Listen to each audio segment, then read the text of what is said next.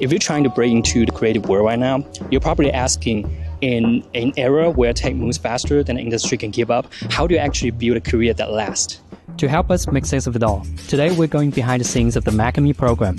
Professor Jacks, you know why we're here today, right? Yes. I'm sitting down with Professor Wesley Jacks to discuss how policy and market shifts are redefining our industry today. So without further ado, let's go. So, concepts and history. This course focuses on concepts and history of the creative industry. I mean, TikTok didn't exist 10 years ago, and AI is currently reshaping everything. Why start with history instead of just chasing what's next? History will tell us things like why Bilibili isn't the same as Netflix, right? Or why TikTok isn't the same as Instagram. Even the things that exist today, in order for us to understand them, we have to go back to the history to understand politics, economics, and policies that kind of played into making what we see today. A large part of this course also cover media policy. Yes. Why do you think that's also important? I think our MA students already come in with the awareness that, of course, economics plays another important role between those things, right? So you have creators, you have people who actually have to pay for it, and then you have an audience. And I think the next level is to recognize that there's other interested parties in this whole system as well. And the most important one in the case of China is the state. So live streamers who do work within China on platforms that, again, will be very familiar to our students, Xiaohongshu, or thinking about Douyin, the people who are working as live streamers there. They have to do work that satisfies their audience, yes, again, that basic level, that also satisfies the demands of the platform, right? So sort of the economically powerful distributor. But then they also have to produce content that doesn't get afoul of government policy, the regulations of the platforms, which continue to change over time. So policy has to be one of the things we consider when thinking about how the creative industries work today, because it just plays such an outsized role within those industries. People who's watching this, they dream about working in media. Sure. But this course also covers the harsh side, precarious labor, platform exploitations.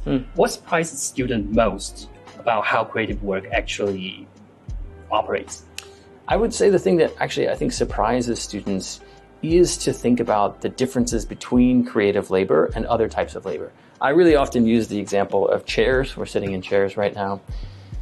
If you were to be working in an industry that made chairs, you could do a pretty good job of predicting how much is the material going to cost? How much is the labor going to cost?